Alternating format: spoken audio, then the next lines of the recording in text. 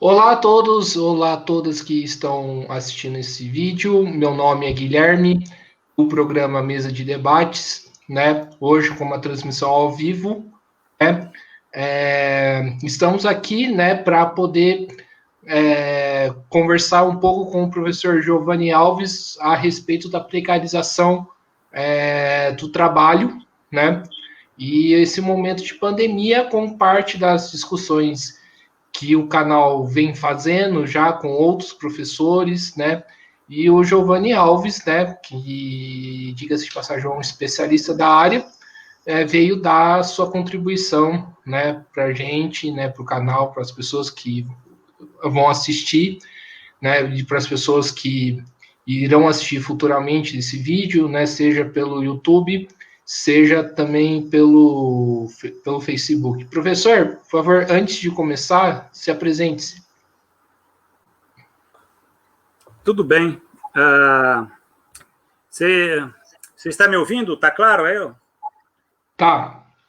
Então, bom, inicialmente, obrigado, Guilherme, pelo convite. Para mim é uma satisfação estar...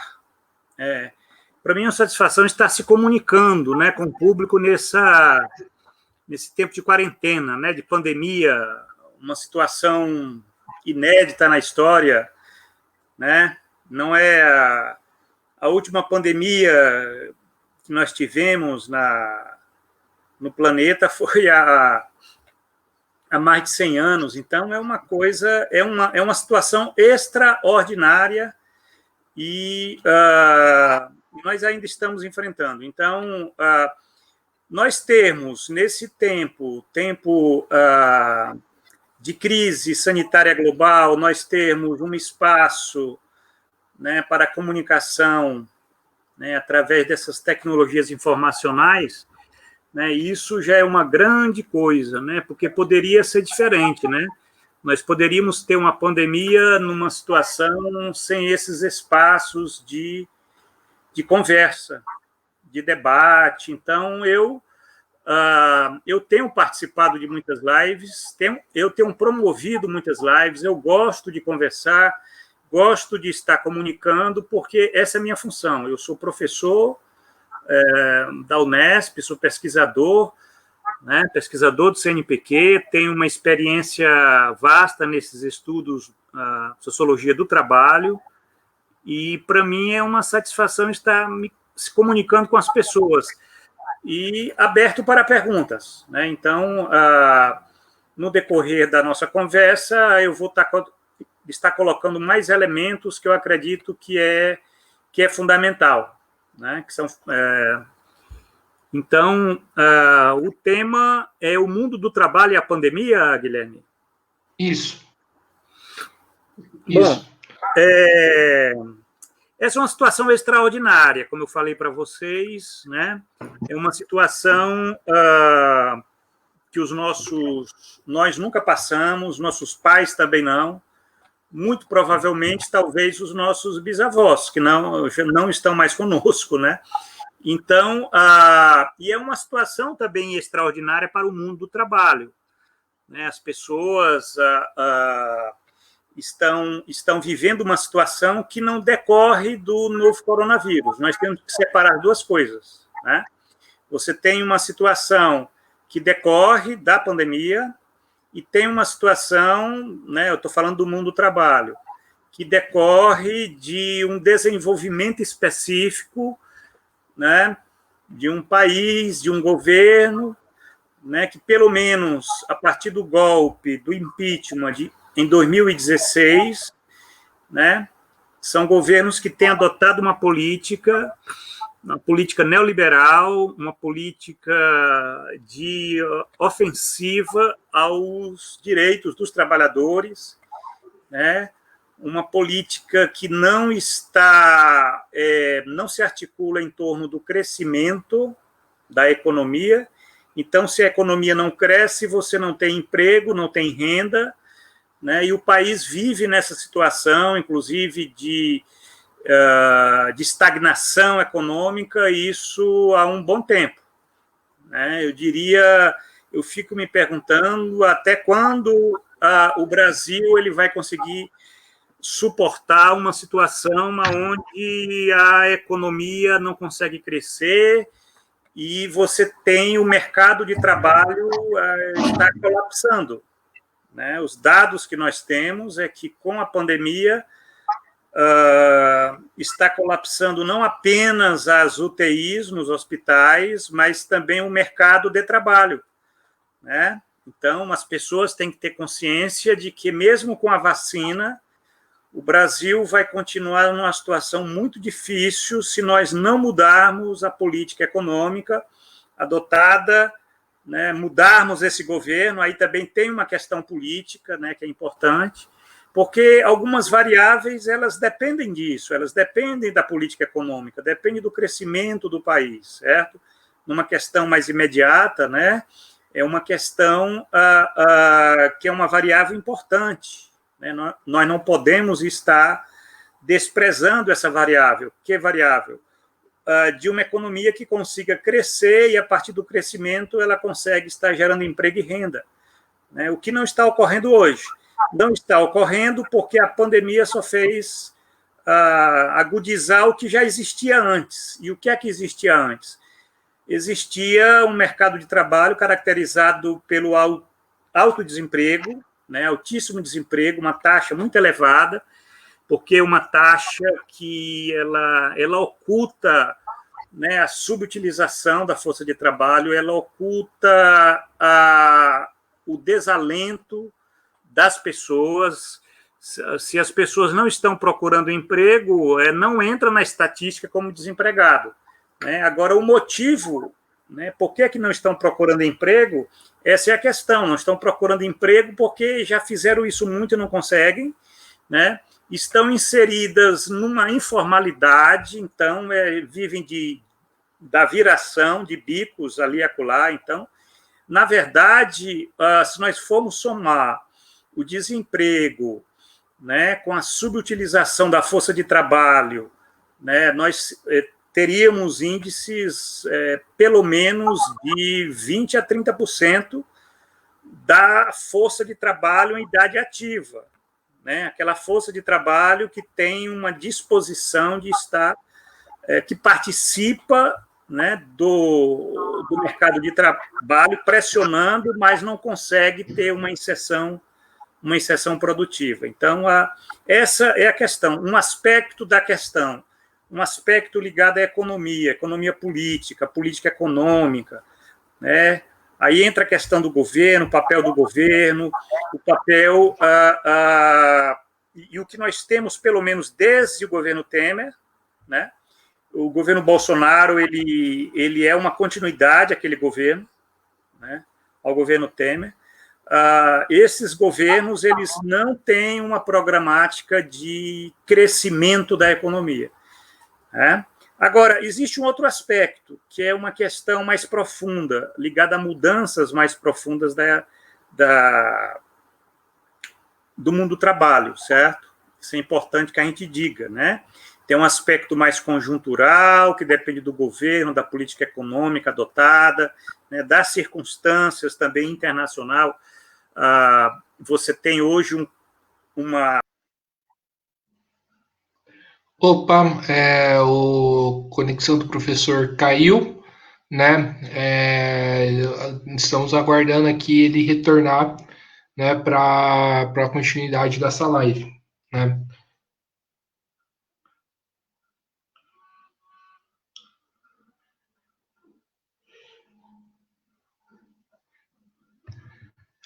Aqui ele já está voltando aqui. O Brasil, né, é parte da economia global, certo? Isso aí é importante. Então, existem limites na política econômica adotada, porque nós estamos vendo uma situação na União Europeia, nos Estados Unidos, né, no Japão, né, na China um pouco, né, porque a China tem conseguido crescer, né, mas no caso do Brasil, né, as dificuldades, além de nós termos um governo que não quer crescer, mesmo que fosse um governo que quisesse crescer, ele não ia crescer o suficiente para estar resolvendo pelo menos as questões mais imediatas da oferta de emprego, né? E as condições de trabalho também. Isso é importante, a questão das condições de trabalho, né? Não confundir emprego com trabalho. né?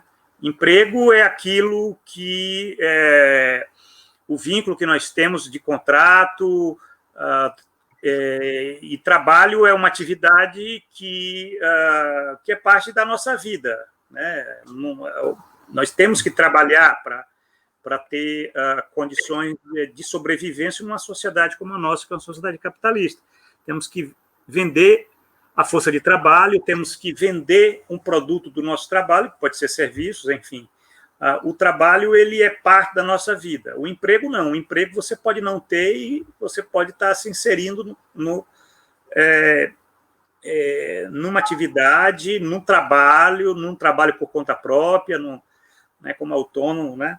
E essa é a questão, né? Mesmo que a economia cresça, nada garante que se possa, de um fato, resolver, né, os problemas das pessoas, porque mesmo que tendo crescimento, que você gere emprego, gere renda, isso pode não ser suficiente porque as empresas não estão contratando como antes, né? O capitalismo não consegue gerar o emprego necessário, né? Isso é importante que as pessoas tenham consciência. O emprego, pelo contrário, as empresas estão enxugando, estão reduzindo os quadros, estão terceirizando. Então, você tem toda uma outra dinâmica das empresas que elas apontam numa grande dificuldade, né, que o capitalismo está tendo de gerar emprego. E quando gera emprego, são empregos, né,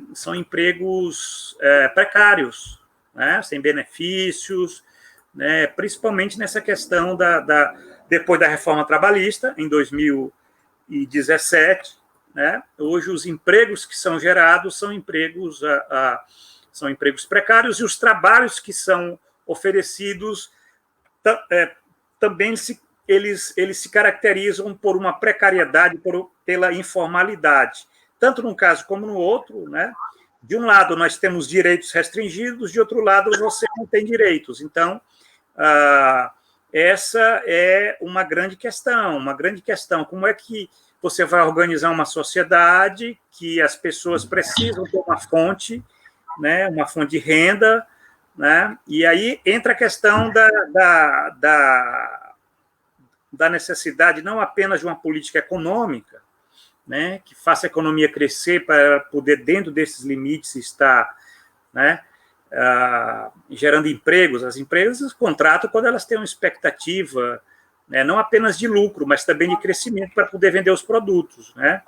E também a questão da renda. Na medida que a economia cresce, o Estado pode arrecadar mais, o Estado pode, então, estar inclusive, desenvolvendo políticas públicas para poder estar lidando com aquele contingente imenso de pessoas que tende a crescer, né, em termos históricos, de pessoas sobrantes, né? Nós vivemos hoje um cenário mundial, isso não é só no Brasil, né?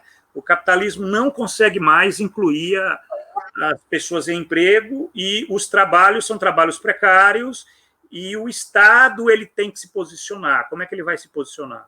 Ele vai ter que desenvolver políticas de renda mínima, né? Isso é uma grande discussão, é a discussão que eu diria que está se colocando já a partir dessa profunda crise do capitalismo global, a partir da pandemia, né? As sociedades, elas vão ter que discutir uma questão muito clara, certo? Vamos ter que ter consciência de que não vai ter emprego para todos, né? E os empregos que forem gerados serão empregos precários, sem direitos, muitas vezes direitos restringidos, tal. Isso é as empresas, né? Agora, o trabalho também é a mesma situação, um trabalho precário. O que é necessário é haver uma disputa política no outro aspecto. Política econômica não é suficiente, não adianta a economia crescer, mas temos que ter um Estado, um governo, né? Um governo que crie políticas públicas de direitos do trabalho e renda para aquelas pessoas que não conseguem ter acesso a uma renda mínima, né? É a única forma, não existe outra condição, né? Direitos e renda, né? Agora, se nós formos parar para pensar sobre as dificuldades que os governos têm de adotar essa agenda, né, isso é uma questão de fundo político, é um fundo político.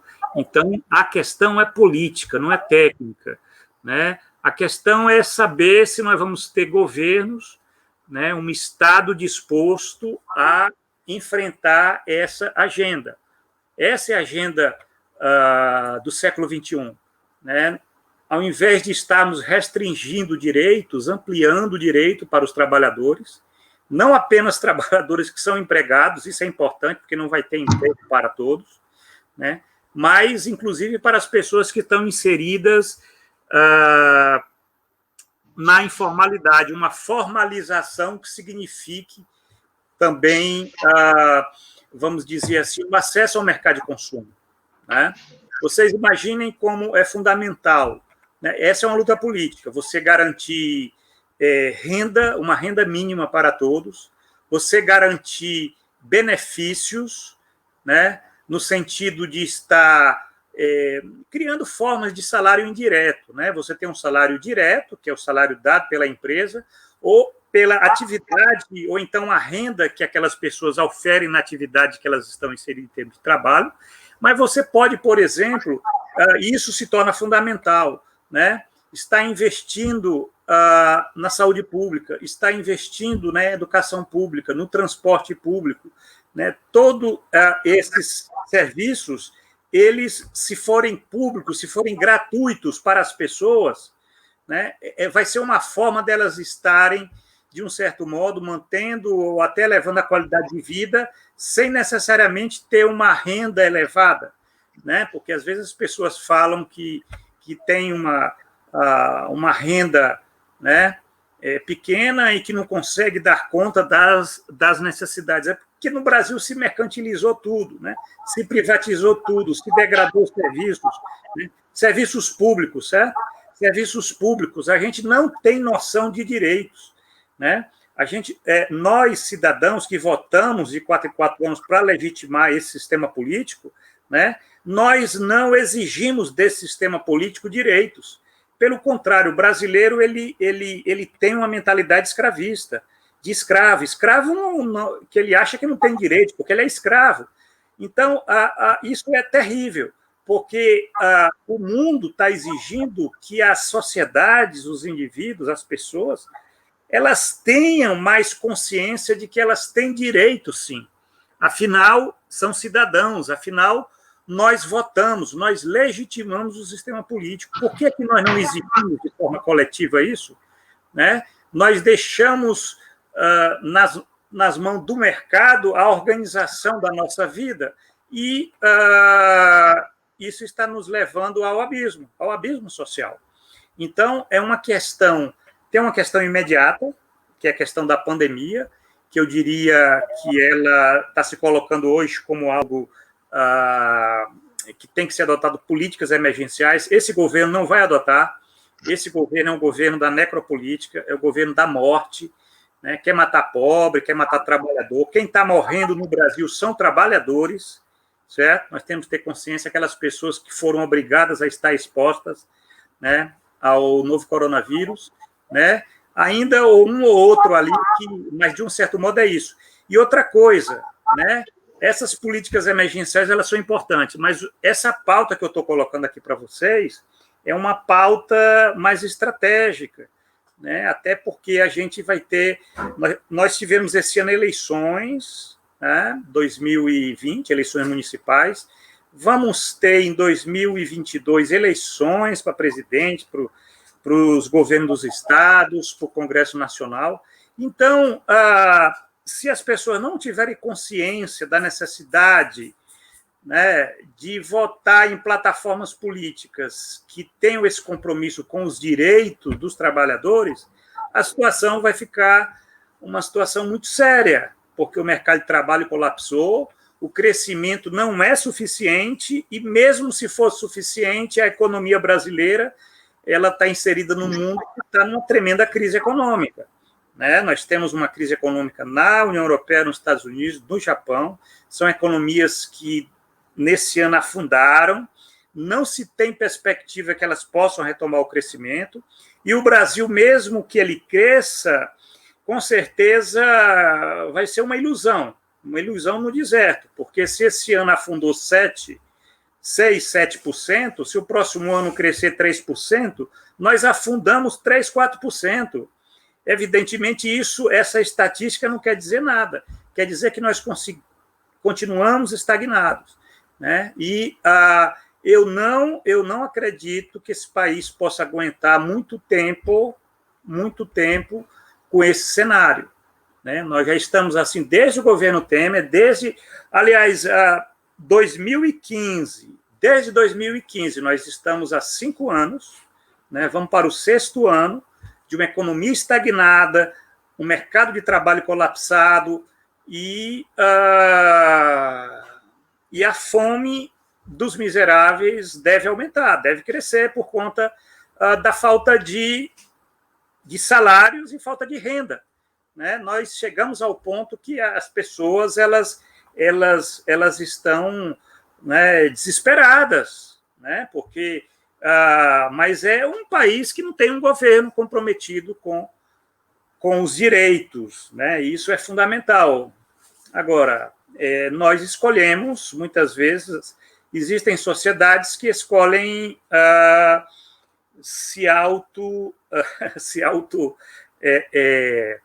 se extinguirem.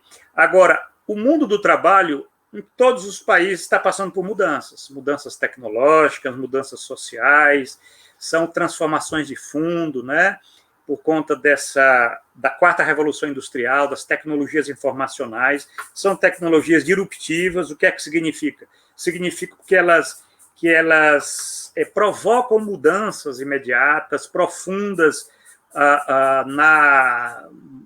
no mercado de trabalho, nas empresas, na vida das pessoas, certo? Tem disseminado o home office, tem crescido o teletrabalho, né? De um certo modo, isso são desafios tremendos, porque as pessoas estão trabalhando muito, então tem a questão da saúde, né? Uma classe trabalhadora que ela já vem adoecida, não é de 5 anos, isso é um processo que vem de antes, né? E que vão se acumulando. Então, tem uma série de questões fundamentais que estão se acumulando, né? Fora a pandemia, fora a inépcia de um governo de extrema-direita, né?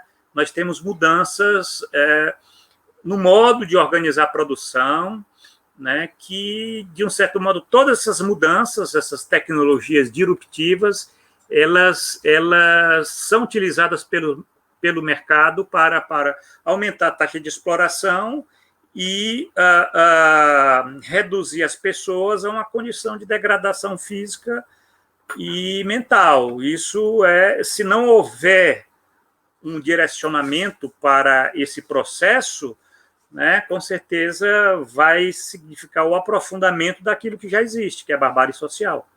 A barbárie não é de agora, não é com Bolsonaro, já vem elementos de antes, né, da crise. O Brasil viveu 2 anos de uma recessão muito profunda, 2015 e 2016.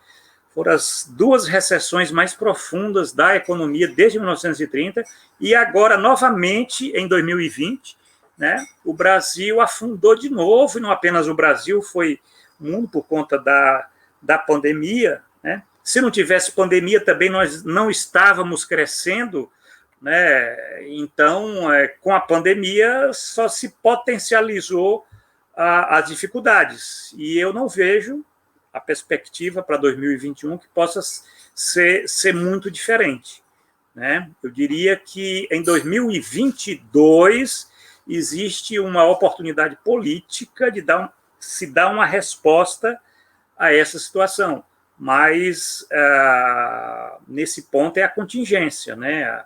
A resposta política eu já desenhei aqui do que as sociedades elas têm que fazer sob pena delas irem à ruína. E isso é o que um sociólogo poderia falar, né? Eu não tenho bola de cristal, eu não vou dizer que vai ser assim, mas se as escolhas forem essas, vai ter esses resultados, né? A questão é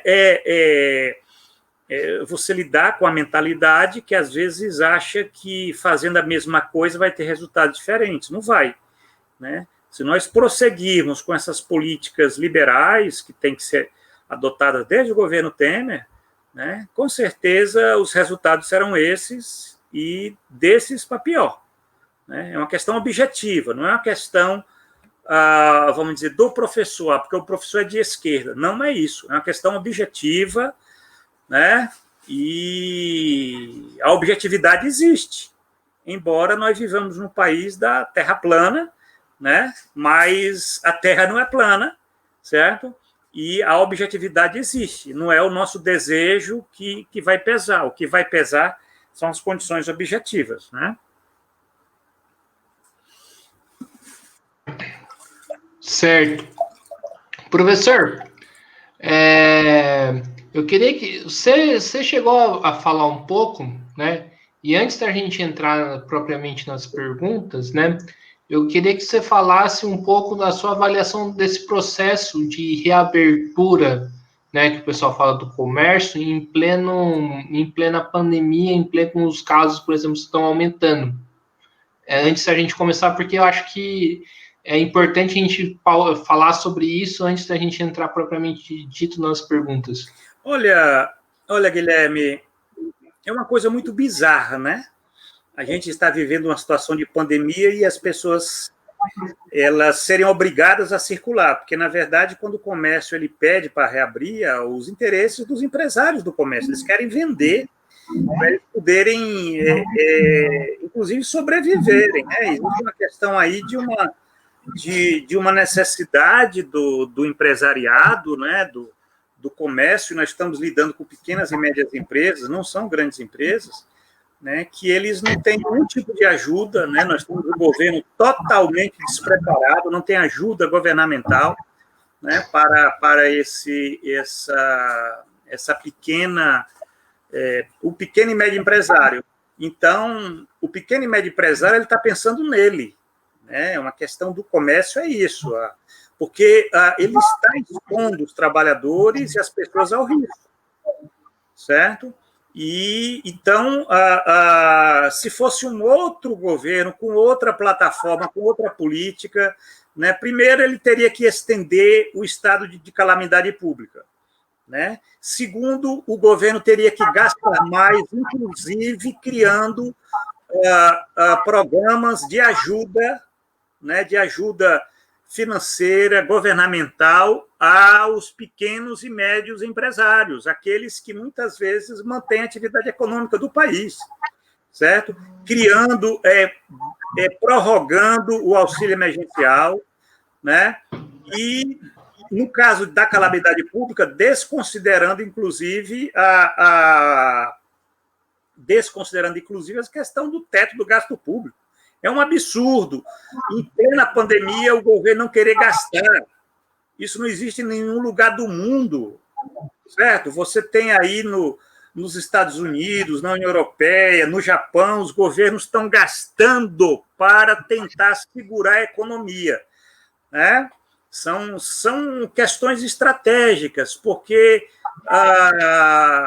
o Estado pode fazer isso, o Estado pode emitir moeda, o Estado pode estar criando programas de ajuda para que, nesse momento, a gente reduza a circulação das pessoas e que possa, inclusive, esperar até a imunização. Né?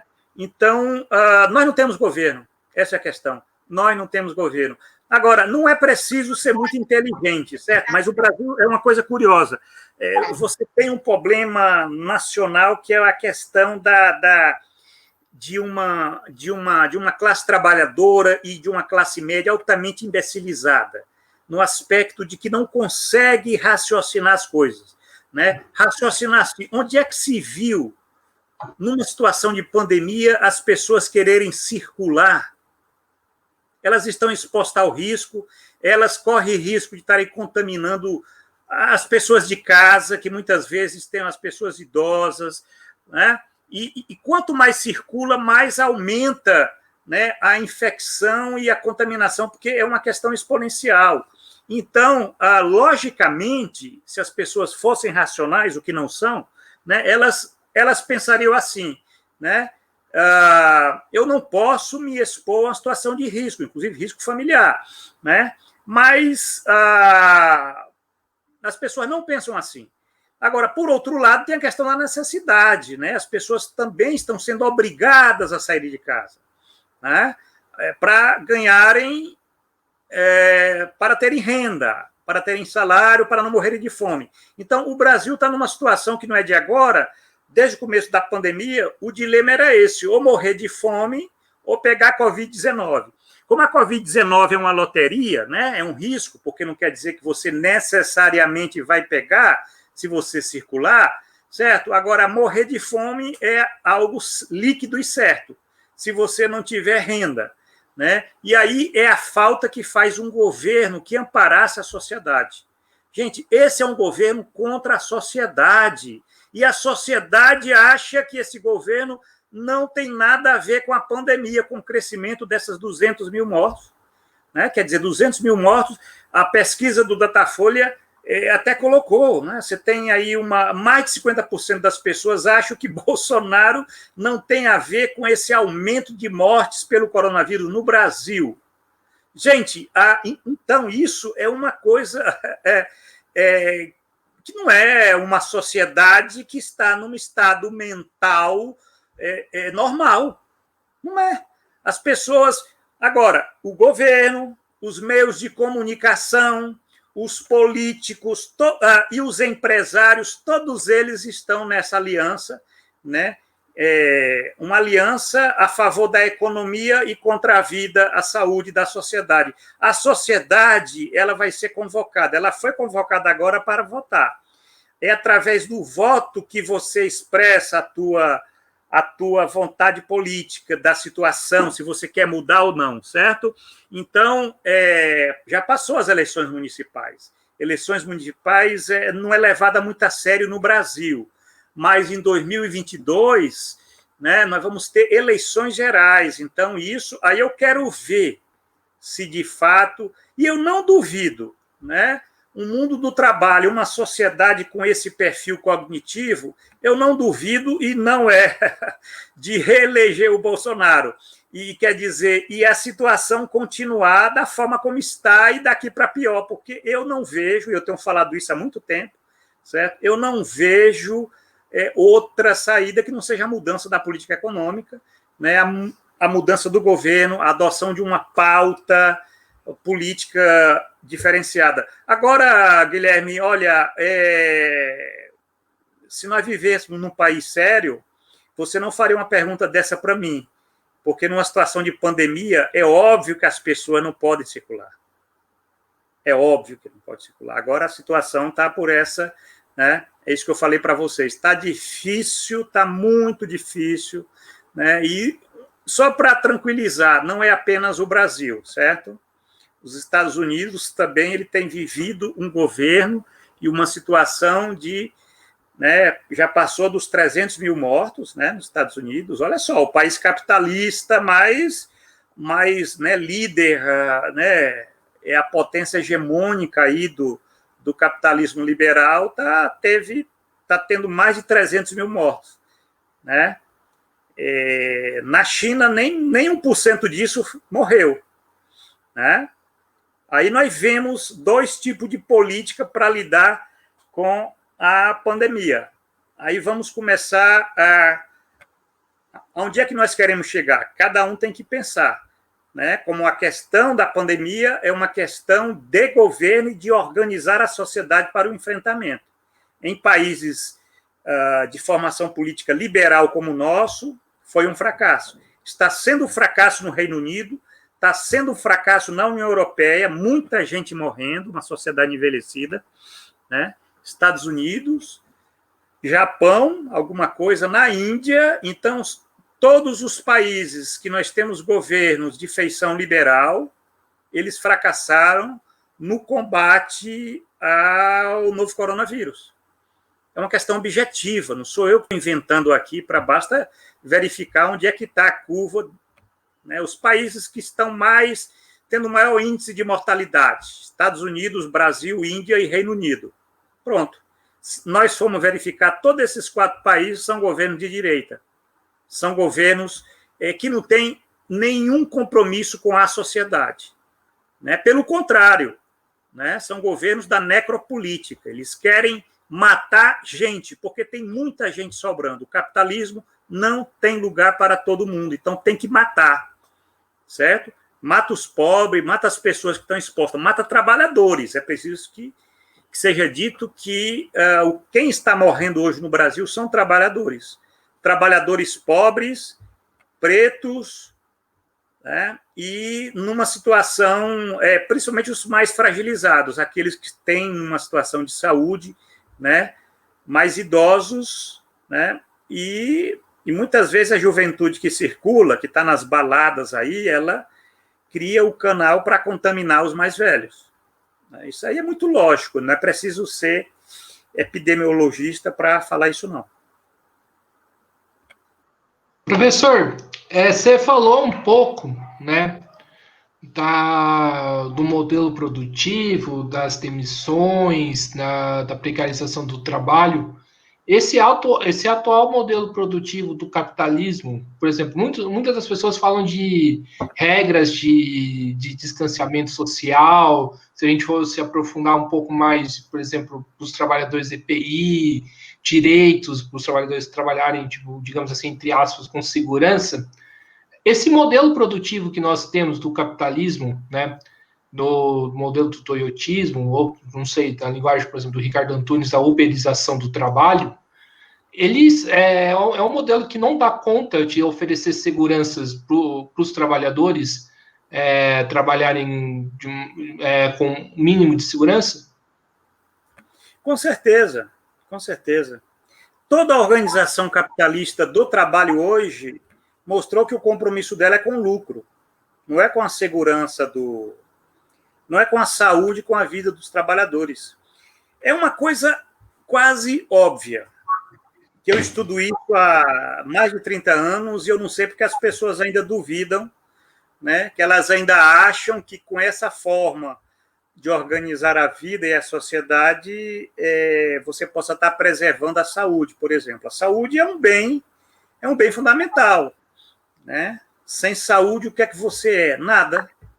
Não adianta ganhar dinheiro se você não tem saúde, se está inválido, se está, né? Então, a saúde é um bem fundamental. Eu diria até mais do que a educação, porque sem saúde você sequer pode ter acesso à educação, né? É um direito fundamental, porque a saúde significa capacidade de trabalho, né? A força física e a força espiritual, mental das pessoas. E o capitalismo, nos últimos, pelo menos, 30 anos, vamos pensar o capitalismo global, né? Através dessas novas formas de gestão, não tem compromisso com a saúde, principalmente a saúde mental, né?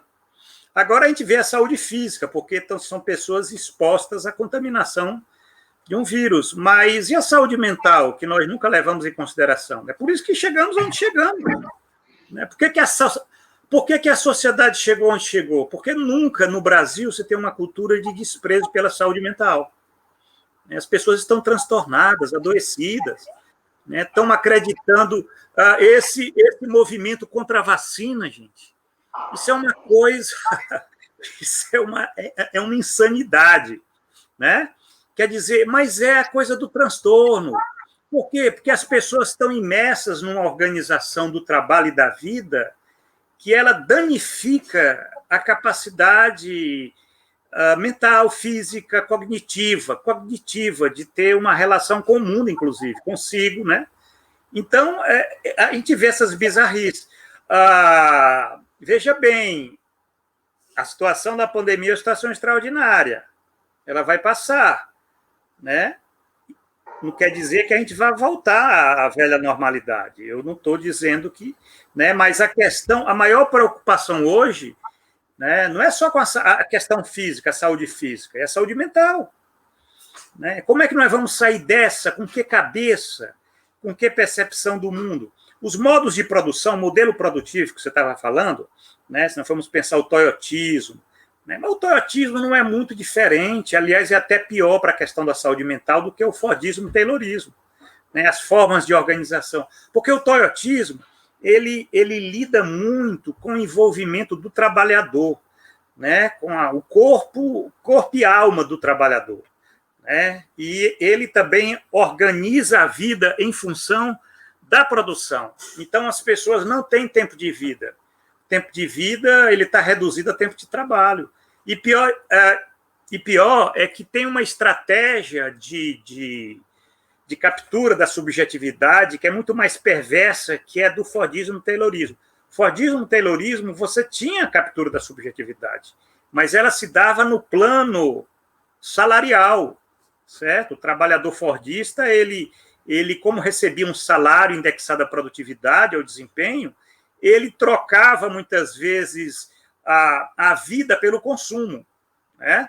Quer dizer, eu ganho bem, né? Não vou questionar a organização da produção, vou consumir. Então, era uma outra forma de captura da subjetividade. Havia uma negociação, né? Você tinha um emprego que te dava uma perspectiva de consumo, de família, inclusive de carreira, né? Você ganhava, você tinha um salário que você trocava a tua vida pelo salário, mas era uma negociação que era feita, né? Algumas categorias era isso, né? Hoje nós não temos isso. O toyotismo não faz essa negociação. O toyotismo ele diz assim: olha, você se envolve com a empresa, me dá a tua vida, mas eu não vou te garantir nada. Se você não fizer isso, você vai posto para o olho da rua. Porque tem milhões aí de desempregados que podem tomar o teu lugar. Então, é uma situação de medo. É o medo que é o ingrediente psicológico para a organização do trabalho toyotista. O medo do desemprego. E a classe trabalhadora, ela sabe o que é o desemprego. A classe trabalhadora sabe o que é o desemprego. O capitalista ele não sabe o que é o desemprego. A classe trabalhadora sabe o que é o desemprego. O que é não ter salário, o que é não ter renda, o que é a fome, o que é ver passar necessidade, não ter como pagar as contas, não manter um padrão de vida digno. Quer dizer, e aí é com medo que você vai consentindo. Você vai consentindo, inclusive, a renunciar aos direitos, você vai consentindo, inclusive, a trabalhar todos os dias, né, que for possível. Você vende a tua alma para a empresa, né? Não é nem a questão da camisa, né? Tinha aquela expressão, você veste a camisa da empresa. Não é mais isso. Isso era na época do fordismo, taylorismo, vestir a camisa da empresa. Na época do toyotismo, é vender a alma para a empresa. A alma você não pode se livrar dela. Camisa você usa, você tira nos finais de semana, né? Você volta a vestir na segunda, começou a semana. Mas hoje em dia, o problema, Guilherme, é que você não tem mais a jornada de trabalho. A jornada de trabalho implodiu. O salário implodiu. É uma renda que está ligada ao desempenho, né? E aí vai implodindo as coisas da vida, né? Porque o trabalho vai ocupando espaço, o trabalho estranhado, capitalista, né? Que é aquele trabalho para os outros, não para si, mas, né? E isso vai promovendo o desmonte das relações familiares, de lazer, de amizade, e leva ao adoecimento. Esse vínculo entre organização do trabalho e adoecimento, forma de gestão e adoecimento, isso é um vínculo muito claro, né? Quem faz estudo sabe disso. Há 20 anos tem crescido muito, por conta da gestão toyotista, os adoecimentos mentais, principalmente psicológico, transtorno, né? Isso em várias categorias, por pressão, para cumprir metas, certo? Em condições de uma negociação espúria, né? Porque não é essa negociação que eu estava te falando, né? É uma negociação que ele diz assim, olha, você vai ganhar menos, agora você vai ter que se envolver, porque senão tem outra aí para o teu lugar. Aí isso é a negociação hoje que nós temos nessas formas de organização do trabalho, né, que é a gestão toyotista, mas que ela se dissemina através dessas formas tecnológicas das plataformas, né? A uberização do trabalho, ela tem um fundo toyotista, tem sim, nesse aspecto do consentimento, certo? Então é isso. São questões de fundo que nós temos que colocar. Agora, isso diz respeito a quê? Modelo produtivo do quê? Do modo de produção capitalista, certo? São dois níveis de conceitos, né? No modo de produção capitalista, você pode ter vários modelos produtivos. Agora, o que está dominando é esse modelo produtivo toyotista, essa forma de organização do trabalho, certo? Que assume diferentes formas de acordo com, vamos dizer assim, o empreendimento, né? No capitalismo de plataformas, você tem esses elementos que você é obrigado a cumprir. Se você não cumprir, você vai ser desligado, certo? E isso não está ligado à questão da remuneração. A remuneração vai depender do desempenho, né? E nada te garante, se você ter desempenho, você vai ter um padrão de vida melhor, vai ter mais saúde, vai ter mais dignidade, inclusive ter consumo, ter carreira, ter família, né? Essas coisas estão caras para nós, né? Porque as coisas caras para nós é isso, entendeu? Consumo, família e carreira. Imagina uma pessoa que vai detonando esses 3 elementos aqui. E é isso que o capital ele está fazendo. Ele está querendo que a gente detone esses 3 elementos sem receber nada em troca.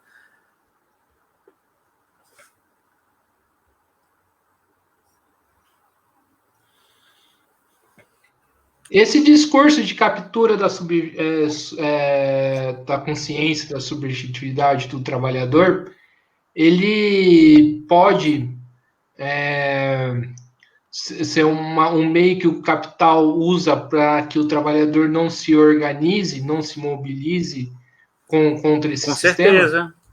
A captura da subjetividade, ela é óbvio que esse termo eu utilizo entre aspas, certo? Captura porque o capital, na verdade, ele não captura a subjetividade, porque a subjetividade não pode ser capturada. Se fosse capturada, você falecia, porque é uma coisa que é parte da tua pessoa.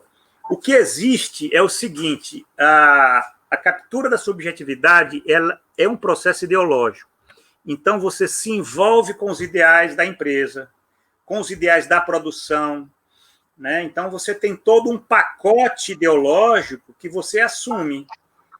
Você assume mesmo, né? E uma parte desse pacote ideológico diz assim, que você tem que pensar em você, certo? É o individualismo, né? Eu é que vou resolver a minha vida, certo? E vou pisar, inclusive, no pescoço daquele que está ali na frente, se for necessário, porque eu tenho que pensar em mim. Isso é uma, vamos dizer, é uma ética individualista. E uma ética individualista, né, competitiva, como o neoliberalismo dissemina, porque o neoliberalismo ele é o combustível dessas formas de gestão, porque a forma de essa gestão toyotista ela quebra o coletivo, ela fragmenta movimentos coletivos, sindicalismo, toda essa visão de coletivo ela vai, certo? E isso é incentivado por esse pacote ideológico, né? Então, isso é que é a captura da subjetividade. A captura da subjetividade, ela é um termo que eu desenvolvi no meu livro Trabalho e Subjetividade, que é a minha tese de livre docência, que eu publiquei isso daí tem o quê? Tem uns 13 anos, faz 13 anos, e é um livro que, infelizmente, tem se mantido muito atual, porque o que tem aprofundado essas questões aí vamos dizer, do envolvimento das pessoas com os ideais empresariais. As pessoas, elas não se veem como trabalhador, elas se acham, elas querem ser, elas anseiam ser empresários. Mesmo empresários de si, microempreendedor individual. Tal. Isso é um discurso ideológico, isso é uma forma da captura da subjetividade, porque se dá no plano dos valores, né? O que é importante para você? Em geral, se nós formos fazer uma pesquisa, todo o discurso ele está sendo pautado pelos interesses empresariais. No Brasil, ser empresário é uma coisa boa, certo? É uma coisa boa. E eu me pergunto, por que é uma coisa boa?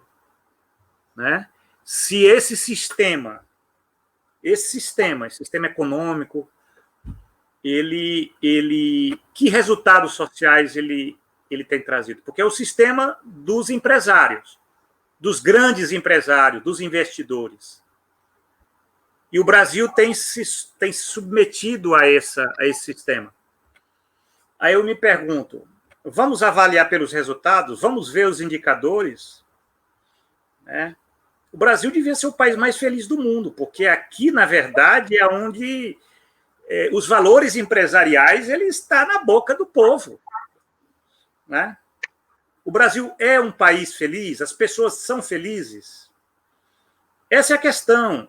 Então, a captura da subjetividade é isso. Ela é um elemento de formação da subjetividade, da subjetivação social. Né? As pessoas que trabalham, elas incorporam valores do capital, da empresa. Né?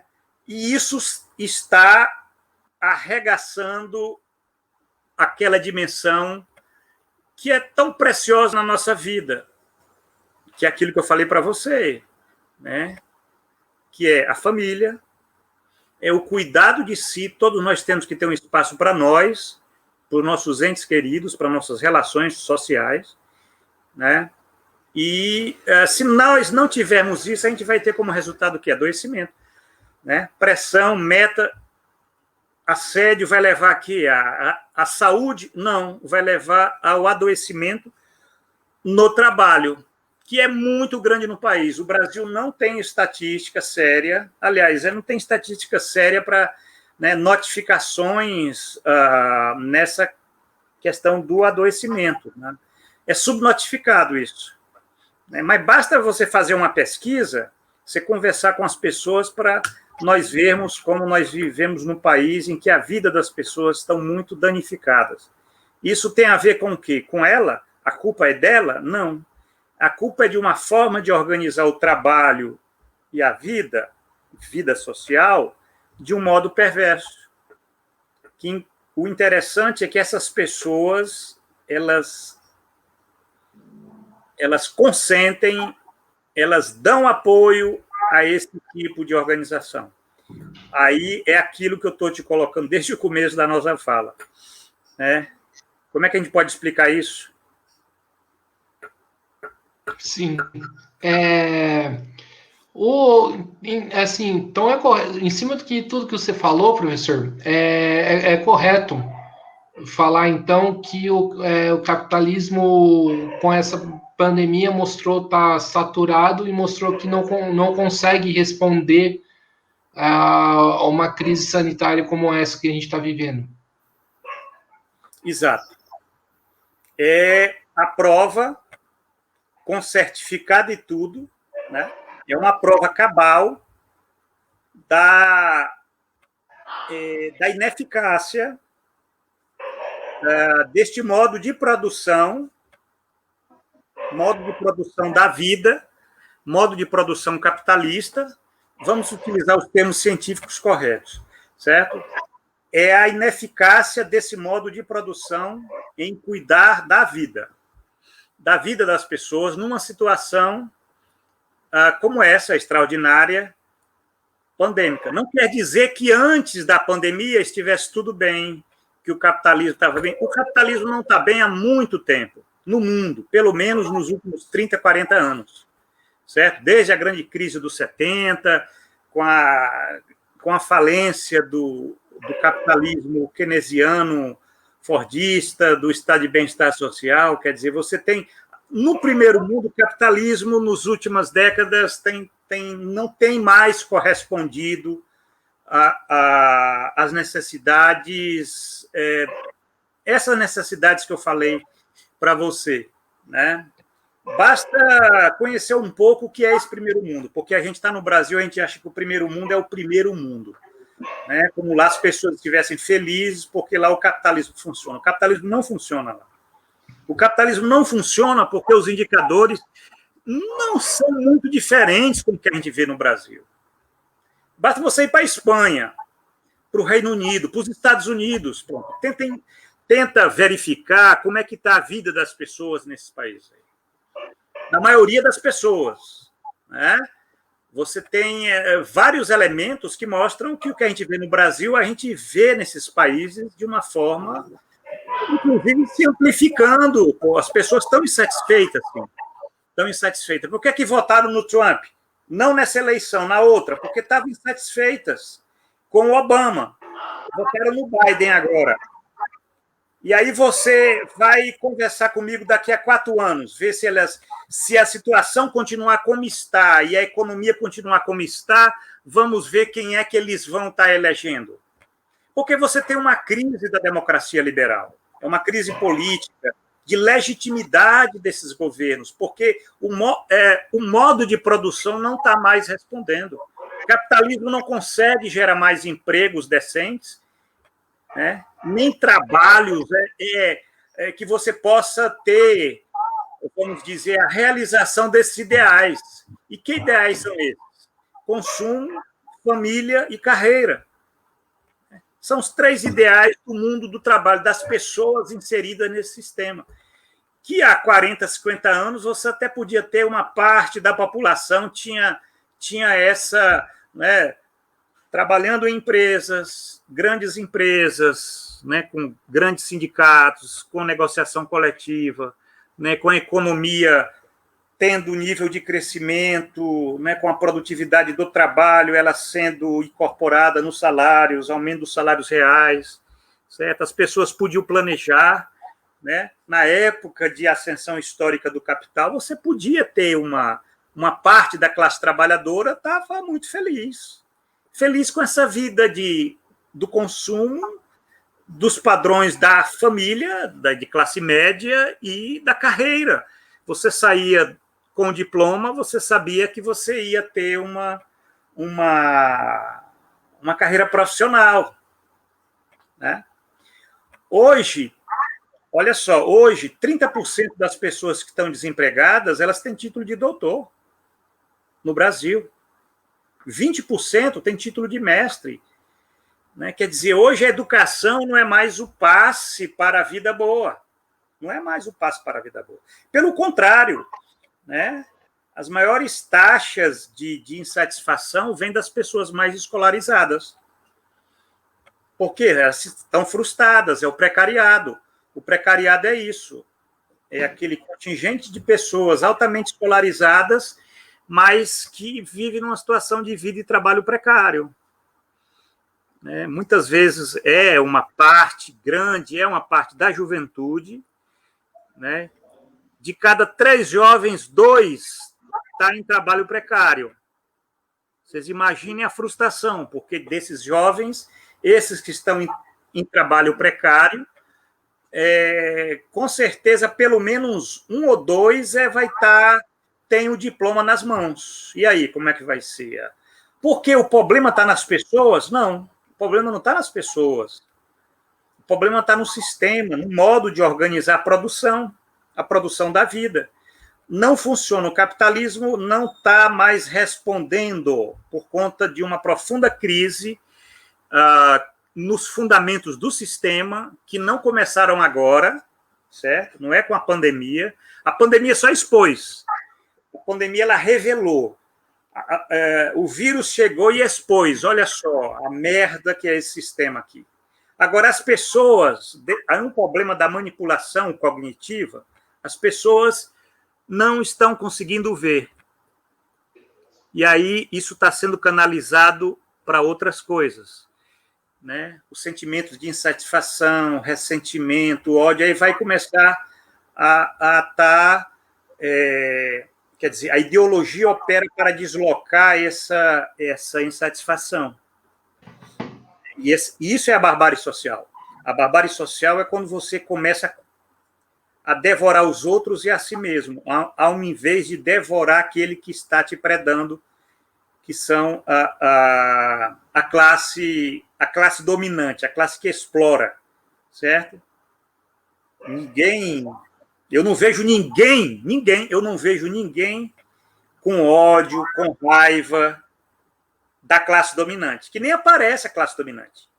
Né? Eu não vejo ninguém com raiva dos banqueiros, dos empresários, grandes empresários que ganham dinheiro. Eu não estou falando do pequeno e médio empresário, aquele que tem um bar na esquina, tem uma pequena venda, tem um negócio aí que muitas vezes o rendimento dele é uma coisa, né?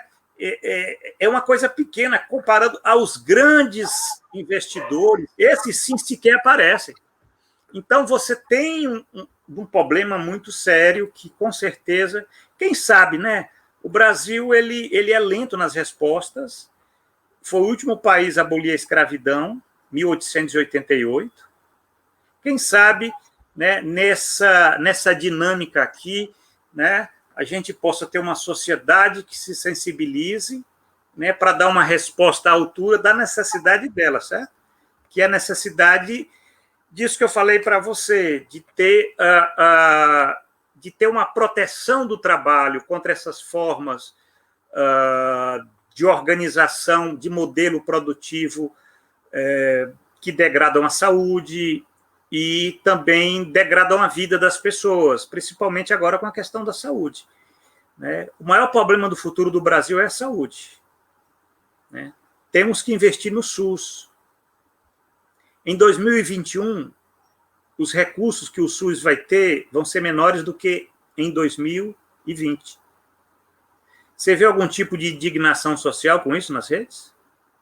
Alguma passeata, algum movimento? As pessoas estão preocupadas com isso? Então, e quem foi que disse que com a vacina vai acabar os problemas de saúde pública no Brasil? Então, quer dizer, é uma situação muito séria essa. É uma situação que a gente tem que estar... Esse espaço, Guilherme, que você está fazendo aqui, abre uma live para um professor falar isso, certo? Isso é um espaço público, certo? Eu não estou na TV Record nem na TV Globo, mas eu estou falando coisas que incomodam, com certeza. Só que nós temos que estar buscando uma parte da população para ela abrir a cabeça para as verdadeiras questões que nós temos que estar discutindo, né? E sempre na ótica da preservação daquilo que o capitalismo... O capitalismo nunca teve compromisso com a vida, agora, muito menos, porque ele vive uma situação de crise estrutural. Eu não vou discutir aqui as razões disso, porque é todo um debate que tem entre economistas, e é um debate muito interessante, mas é um sistema que não consegue mais estar crescendo a taxas como antes, não consegue mais gerar emprego e renda como antes, não consegue dar legitimidade ao sistema político como antes, né? E é por isso que tem surgido forças de extrema-direita, a manipulação tem imbecilizado as populações, né? E isso é parte do sistema, da sua reprodução, porque é um sistema que tem grandes interesses que têm que serem perpetuados. E são grandes interesses. Né? Grandes interesses. E, para isso, eles precisam nem que tenham que matar 30% da população. Com certeza, essas pessoas que detêm hoje, né? Que detêm hoje a maior parte da riqueza, né, onde 1% das pessoas detém 70% das riquezas produzidas, né, esse 1% é capaz, ou até menos, né, 0,95%, 0,09%, essas pessoas elas podem ter certeza que elas seriam capazes, para preservar a riqueza delas, de exterminar 50% da população. Então, isso é uma questão objetiva. É uma questão objetiva, né? Sim. Com a crise econômica, né, e também com a crise sanitária, você prevê um aumento de greves no próximo período? Bom, veja bem, o Brasil... Eu estava ouvindo uma live com o Márcio Postman, e o Postman já falava isso, ele já tinha comentado isso, ele utilizou uma expressão bem dura, mas eu não acredito nisso, embora eu gostaria de acreditar. Nós vivemos uma situação pré-insurrecional, né? Quer dizer, isso significa que nós estamos à beira de um caos social. Qual a diferença do caos para uma situação de enfrentamento? Porque numa situação de enfrentamento você tem organização, você tem sindicatos, você tem partidos, você tem movimentos sociais. E eu não vejo nada disso hoje com a capacidade para fazer esse enfrentamento. Como é que as pessoas vão lidar com essa situação toda que eu estou colocando aqui, né? Em 2021? Isso seria interessante. Vamos fazer um exercício de análise objetiva, científica, né? Vamos deixar de lado as nossas, vamos dizer, a nossa impressão de esquerda. Vamos só nas tendências, certo? Se nós formos verificar. São situações que não são muito insatisfatórias para as pessoas, em geral. Para os trabalhadores, em geral, e eu coloco aí a classe média, né? Para a juventude, é muito insatisfatória. 2021 vai ser um ano de muita insatisfação social. Agora, eu não vejo como canalizar isso para a greve, porque para você fazer greve, você tem que ter organização. Eu nunca vi uma greve que pudesse ocorrer sem organização. E nós não temos. Os sindicatos se fragilizaram muito com a reforma trabalhista do Temer. O Michel Temer, que ninguém fala mais em Michel Temer, que inclusive está aí, livre, leve e solto, ele e a Marcela, né? Ele foi o grande protagonista de organizar, de desorganizar as respostas sindicais, porque a reforma trabalhista que ele fez em 2017, ela quebrou os pés dos sindicatos, as finanças dos sindicatos. Os sindicatos estão muito enfraquecidos. Estão enfraquecidos com as finanças, estão enfraquecidos com o desemprego, porque numa situação de alto desemprego os sindicatos sofrem, porque não tem base, certo? E estão enfraquecidos porque os sindicatos, no Brasil, eles se burocratizaram muito. Eles não conseguem mais representar nem a sua base. Então, eu não acredito que nós possamos ter greve numa situação como essa, de altíssimo desemprego, estagnação econômica, né, e fragilização desses meios.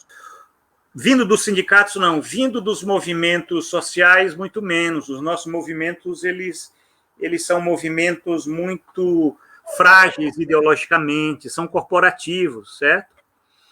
Os sem-teto só lutam pelo teto. As mulheres negras só lutam pelas mulheres negras, né? A coisa do identitarismo, que eu faço eu critico muito essa coisa do identitarismo, porque ele já fragmenta algo que é fragmentado, né? Porque você quebra a classe, você não tem mais a classe, a categoria, você tem as identidades particularistas. Então, você tem, né, o negro, a mulher, o jovem, o velho, certo? Então, aí pronto, aí pega na nossa cultura, a nossa cultura é corporativa. O Brasil é o país de cada um no seu quadrado. Político defende político, militar defende militar, né? E quem defende a classe trabalhadora? Ninguém.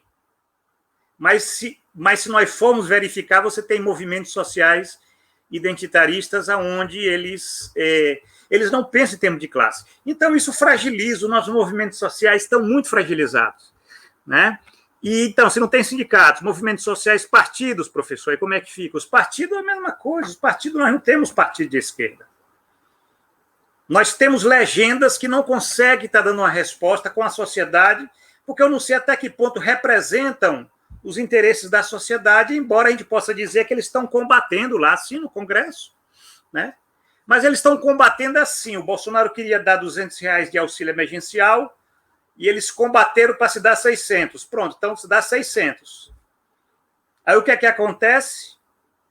As pessoas começam a dizer que o governo Bolsonaro é ótimo. Então, essa é a coisa. Por quê? Porque a luta no Congresso Nacional ela não tem repercussão na sociedade. E as pessoas, quando a situação delas melhoram, ou pioram menos, porque tem um auxílio emergencial, eles vão dar graças a Deus ao presidente da República, que, pelo contrário, né, queria só dar R$200. Você imagina se, de fato, o auxílio emergencial foi só aqueles R$200 que foi, né? Então, só para nós vermos como é que funciona essa lógica social. Nós estamos numa situação muito séria, mas ainda bem que não é apenas nós, porque nós vivemos um tempo de crise estrutural profunda, de crise global, né? E isso faz com que a gente tenha o nosso primeiro compromisso é com a saúde, né? Saúde física e saúde mental. Né? Uma live dessa é um momento assim de conversa, de reflexão, que a gente já está aqui há um certo tempo, né? A gente já está um pouco, né? Estamos caminhando já para os finalmente, mas veja bem, mas é um momento de reflexão num país que não reflete. Porque em que outro momento nós temos espaço como esse para alguém falar coisas para você refletir? Não existe, porque as redes sociais não conseguem fazer a tradução. As redes sociais, aí já é uma outra discussão, né? Como as redes sociais ela já tem um efeito na população de desviar, de criar ódio, ressentimento, de desinformar as fake news, certo? Então, Facebook, YouTube, essas redes sociais, eu não sei até, elas não contribuem para a luta social. Elas podem até canalizar e ter um papel no movimento, mas esse movimento ele não pode se dar nessas condições, né? Então, eu não acredito em greves nesse primeiro momento. As categorias que têm organização para isso, elas estão com muito medo, certo? Com muito medo, porque 2021 é o ano, eu não sei se vai andar a reforma administrativa, questão dos servidores públicos aí, né? A questão do desemprego está batendo duro aí nas empresas privadas, então quem tem não vai querer entrar né? É aquela pessoa que tem um emprego, ela não vai querer fazer um movimento para ela perder o emprego, porque tem milhares aí na porta para tomar o lugar dela, né? E o trabalhador precário, aquele uberizado, que é muita gente, esse trabalhador, ele tem uma grande ilusão. Ele acha que ele é empresário, microempresário, e que ele vai ter sucesso a partir do esforço dele. E aí a ideologia bomba, e eu não sei até que ponto vai durar isso daí, né?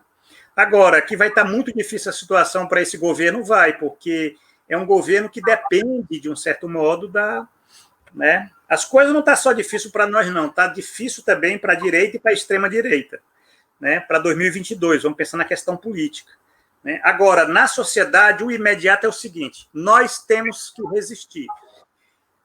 Saúde, primeira coisa, né? Os mortos não lutam. Agora, quem conseguir vai, de um certo modo, quem sabe numa situação de crise, de aprofundamento desse modelo, né, desses governos, a gente tem sempre aquela esperança, né, de que você possa ter uma resposta, né, uma resposta que não seja essa dada desde o governo Temer, né? Embora eu ache que nós estamos muito fragilizados, a esquerda, a centro-esquerda, né? Nós temos aí a pauta da centro-direita e da direita, não se sustenta. O neoliberalismo não se sustenta no Brasil. E a gente vai aí, vamos ver até que ponto vai essa grande fábrica de ilusões que chama politicagem. Até quando essa máquina vai continuar rodando aí, com as pessoas tendo queda no padrão de vida, né, o irracionalismo bombando lá e para cá, situações e a mídia tentando ocultar, né, porque você tem uma mídia controlada, os meios de comunicação estão todos nas mãos de empresários e pastores. Então, vamos ver, eu acho que a gente tem que ter esse compromisso, manter a lucidez, certo? Manter a lucidez, né? Ter muito cuidado no debate público, certo? Não cair no discurso de ódio, certo? Mas procurar ter um compromisso com a ciência, que é aquela que dá clareza, né? A ciência existe para dar clareza com essas situações do mundo, inclusive clareza de que o capitalismo não consegue mais dar resposta para nada nesse mundo, e esse século XXI eu talvez não veja no meu tempo de vida, mas com certeza esse sistema está condenado à extinção, ou então nós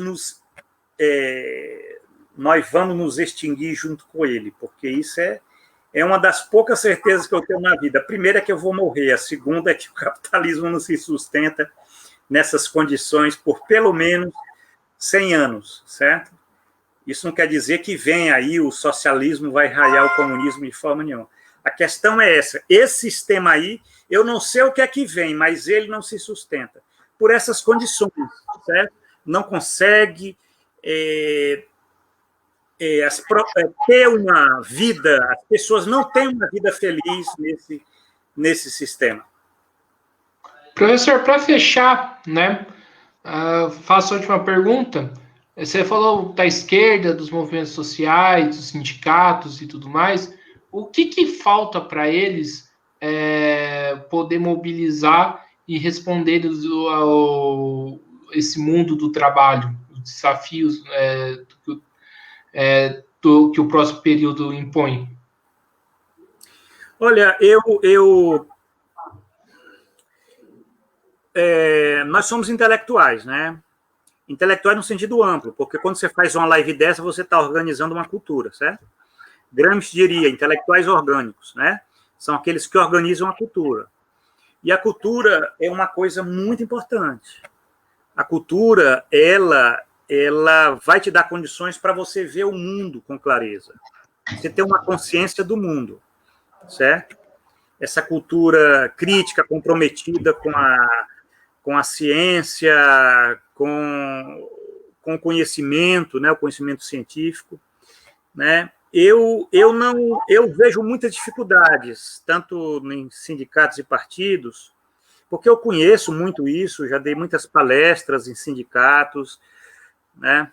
Eu participo da vida política há muito tempo, acompanho a política pelo menos há quase 40 anos, né? Fui dirigente partidário, hoje não tenho um partido, hoje não sou uma pessoa, porque é difícil você fazer política no Brasil, porque, em geral, as pessoas não entendem a política como a política, e o que se tem é a politicagem, é a pequena política. Isso é a nossa desgraça. Vê o que estão fazendo com essa discussão da vacinação aí. Estão politizando o tema, mas é a pequena política, certo? É o Dória querendo ganhar do Bolsonaro, né, em 2022, então ele está... Né? Então, para isso, você mente, você mata, você estupra, você faz o que for necessário. Mas, veja bem, sindicatos, eu vejo uma grande crise dos intelectuais orgânicos no Brasil. Então, nós temos que primeiro identificar o problema antes de pensar, fazer uma intervenção, certo? E o problema é exatamente esse. Quem vai educar os educadores? Certo? Quem vai educar as lideranças? Nós temos uma crise de liderança, e isso que eu falei para você sobre a questão do sindicalismo é uma questão objetiva. Se os sindicatos estão fragilizados financeiramente, sem organização e sem dinheiro, você vai fazer o quê? Só fica o nome, né? Você não consegue mais ter uma resposta na base. Os partidos têm uma crise de representação, né? Quem representa o quê? Certo? São interesses que são diluídos, certo? Então, a organização ela tem que ser feita por esses intelectuais que conseguem estar amarrando um ponto com o outro, né, para tentar fazer avançar. Agora, esses intelectuais, eu posso falar dessas pessoas, dessas organizações, desses movimentos que existem, né? Eu estou falando muito em geral, não quer dizer que tenham exceções, certo? Seria um tremendo erro se eu dissesse que está tudo...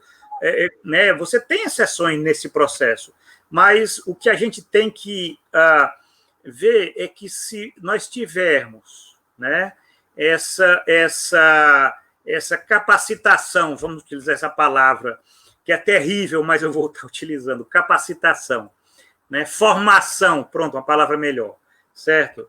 De organizadores sociais, de organizadores da cultura, uma cultura crítica, uma cultura política. Vamos utilizar essa palavra no sentido digno da palavra, né? Porque quando você fala política, geralmente é palavrão, né? Você confunde política com politicagem. Mas a política é a coisa mais linda da vida, porque é a política que decide as coisas da nossa vida, né? Política vem de polis, quer dizer, o governo da polis, da cidade. Como é que os gregos organizavam a polis? Através da política. Então, a política é muito desvalorizada no Brasil. Você fala que vai fazer política, as pessoas já fecham a cara, já te olham de forma diferente, né? E já pensam que tu quer o voto dela para depois sumir até a próxima eleição. Então, quer dizer, isso é politicagem, né?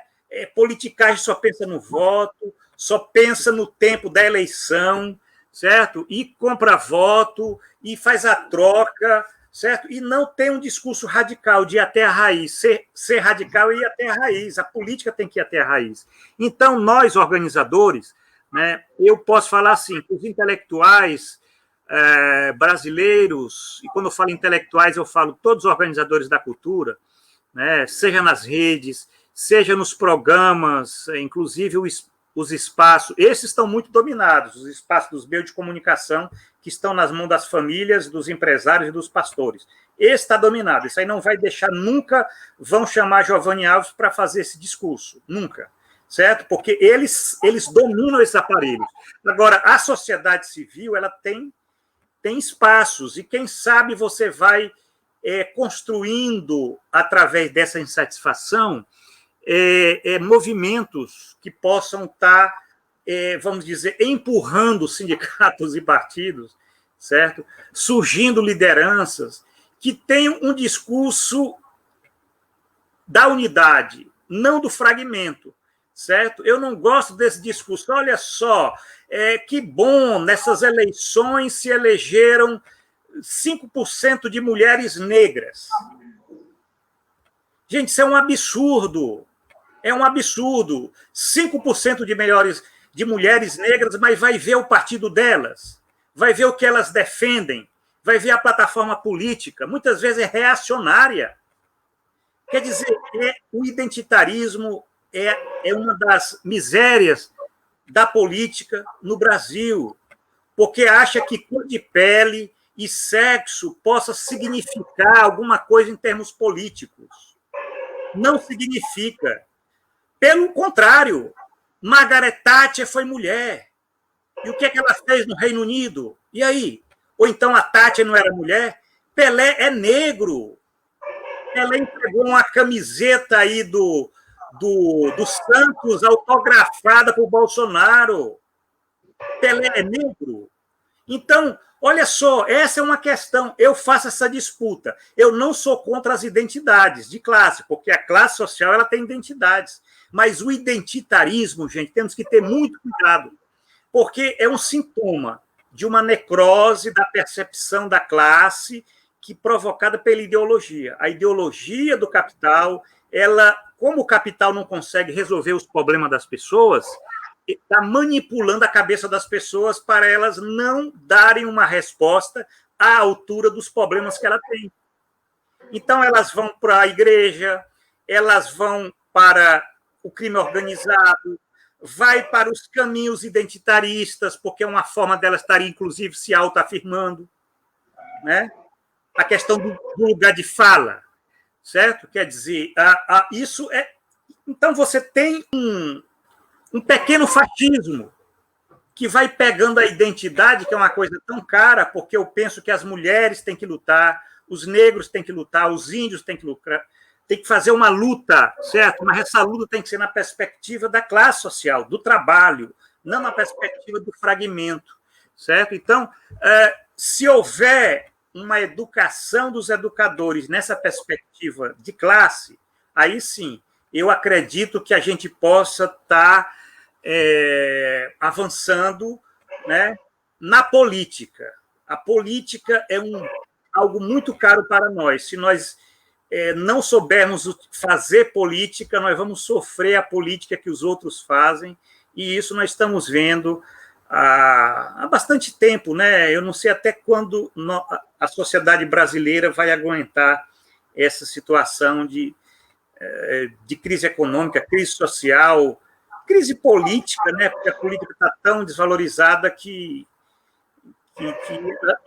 as pessoas vão se desencantando, né? O nível de abstenção, de votos nulos nessas eleições aí, você vê que não se comentou nas rádios sobre isso, não se comentou, né? Os comentaristas políticos não tocaram nisso, eles culparam a pandemia, eles culparam uma série de coisas, né? Por que as pessoas estão se abstendo? E olha que o voto é obrigatório. Imagine se eles decidirem que o voto não vai ser obrigatório, né? Aí 10% da população. Então é isso. Particularmente, eu acho que a gente tem... Nós, né, vocês que estão me ouvindo, você, Guilherme, né, quer dizer, que temos esse privilégio de estar discutindo nesse espaço, né? É fundamental estudar, continuar estudando muito para ter lucidez, ter clareza do que está acontecendo com o mundo, está acontecendo nas relações sociais, na sociedade, né? Numa perspectiva crítica, porque a perspectiva crítica é aquela dos insatisfeitos. Eu não vi ninguém com insatisfação achando que a perspectiva... Claro, se as condições de vida não são boas, as pessoas têm que, né, mudar. Mas parece que o homem ele é um animal muito estranho, né? Talvez seja o único animal que numa situação de pioramento das condições, ele se acomoda e, às vezes, até luta para se afundar mais ainda. Nem os animais têm essa percepção, certo? Você coloca um cão e o gato numa situação desfavorável, ver se eles vão continuar agindo da mesma forma ou vão aceitar, né, indo para o matadouro. Nem o boi, certo? O boi vai para o matadouro porque você tem aquela cerca e tem toda uma condução. Então, mas as pessoas elas têm que estar fazendo esse movimento, né, para não ir para o matadouro, né? O que é possível. Professor, estamos aqui, né, mais no final de uma entrevista do Mesa de Debates. Primeiramente, né, quero agradecer a tua participação. Fico muito feliz por você ter aceitado o convite. Foi uma honra ter você aqui, né? Quero agradecer também a Lari Silva, né, Larissa, Gabriele, Olívia, Fabrício, Heloísa, Leandro e Márcio, que curtiram a live, ao Leandro, ao Márcio, Olívia, que também trouxe as suas contribuições, né, que eu passei durante a live, né? Essa live vai estar no Facebook, mas também ela vai ser gravada para o YouTube. Para quem estiver assistindo essa live no YouTube, se inscrevam no canal Mesa de Debates, né? Curtam essa live para que ela tenha uma projeção maior, né?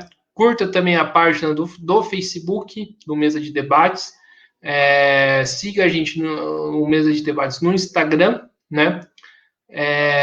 Para que iniciativas como essa aconteçam mais vezes e que tenham uma projeção muito maior. Professor, antes de terminar, passo para você as considerações finais.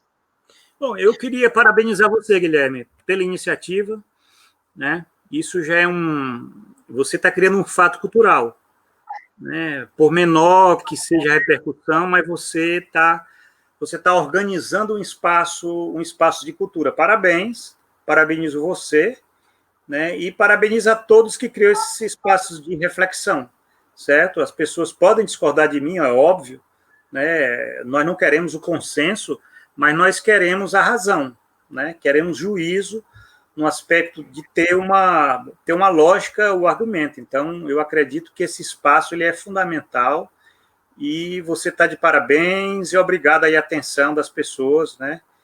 Que elas, se elas quiserem saber o que é que eu falo mais, coloca no Google Giovanni Alves, trabalho, aí pronto, aí você...